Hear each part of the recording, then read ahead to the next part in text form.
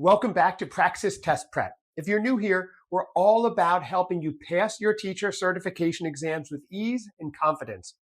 If you would like to join our community of educators, make sure to hit that subscribe button and ring that notification bell so you never miss out on our Praxis Test Prep tips and strategies. Also, feel free to comment down below with any questions that we haven't answered yet in our video series. Today, we are covering 5 innovative techniques to boost your reading skills and help you pass your Praxis. Ready to take your reading to the next level?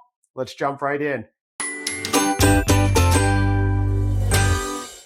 Reading skills are the primary focus of many of the most commonly administered Praxis exams, including Praxis 5002 Elementary Education and Praxis 5713 Core.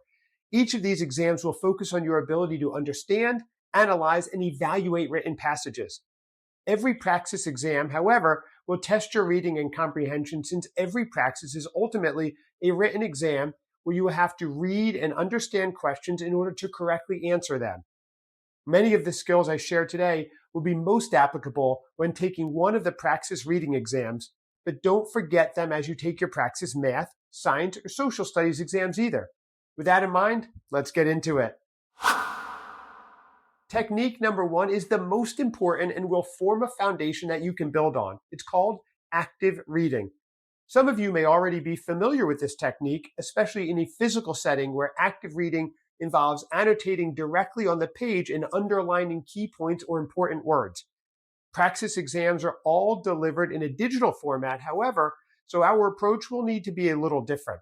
Specifically, I recommend using your computer pointer to guide your eyes along the lines of the text. This will help you hone in and focus your mind entirely on the passage while also tuning out possible distractions. It will also help you achieve a consistent reading pace and prevent regression, our natural tendency to reread text. Active reading can also be described as reading with a purpose. The key to understanding any written passage is to engage with it in a conscious and deliberate manner, and I don't think any of us are reading Praxis material just for fun. Remember, this is a test, and everything on it has been chosen by a test writer for a specific reason. When reading multiple choice questions, keep an eye out for these specific words or phrases which test writers use to signal a specific type of analysis or approach. Most or best indicate that there may be several correct options, but one is more correct than the others. You're being asked to select the answer that is the most complete or most directly addresses the question.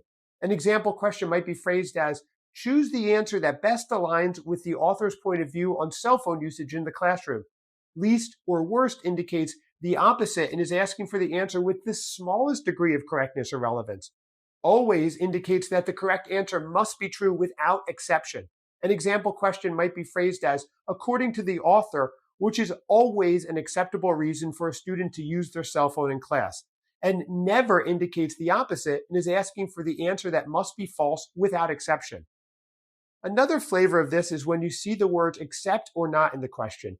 These words indicate that you must look for the answer choice that does not fit with the others and does not correctly answer the question. Test writers like to include these as a trap, since we typically expect to select the right answer, not the opposite. An example question might be phrased as, the author is likely to agree with all the following reasons to ban cell phones in the classroom, except blank, with answer choices that complete the sentence. Finally, look out for the words main and primary to read something and then summarize or evaluate it. Main and primary are some of the most common question modifiers and indicate that you are being asked to identify the central focus of a given message. There may be more than one answer that feels partially correct, but you are looking to identify the author's core point and the one they emphasize the most. An example question might be phrased as, the primary focus of this passage is to blank, with answer choices that complete the sentence. All right, let's move on to our second technique, pre-reading the questions. This is particularly relevant on your Praxis reading exams, where much of the test will be structured as follows. First, you will be giving a relatively long passage to read, and then you will be asked 3 to 4 questions about it. Our natural tendency is to start by reading the passage first, simply because it appears first. However, there's nothing stopping you from skipping right by the passage and reading the questions first instead. And in fact, this is exactly what I recommend you do. The questions will always be much shorter than the passage itself, and by starting with the question first, you get a sense for what you should be looking for in the text. This will help direct your attention to key details or concepts that are relevant to the questions, making your reading more focused and efficient. It will also allow you to prioritize the information you need to find in the passage, saving you time by allowing you to gloss over less relevant parts of the text.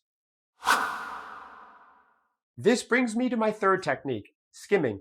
Just because the test writers put a large chunk of text on the test doesn't mean that they expect you to read it all.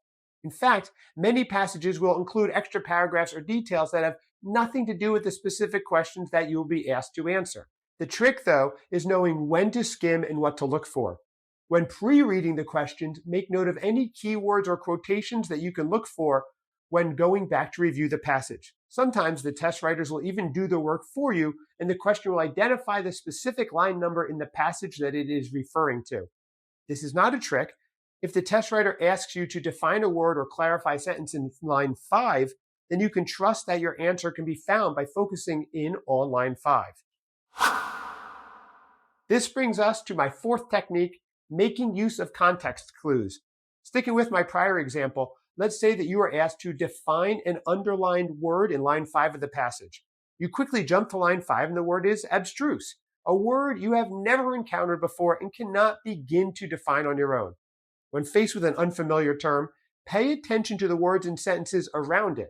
Let's review the broader context here from the example passage. Jenna found herself perplexed by the professor's latest lecture despite having spent several years studying advanced physics. The concepts seemed unusually complex and the theories were so abstruse that even the brightest students in the class were struggling to understand them. By using context clues, you can start to outline a general theme. Perplexed, unusually complex, and struggling to understand all provide hints to the meaning of abstruse and combine to suggest a rough definition of confusing. Finally, my fifth and final technique, summarizing. Summarizing can be defined as distilling the essential ideas and key points from a text into a concise and coherent overview.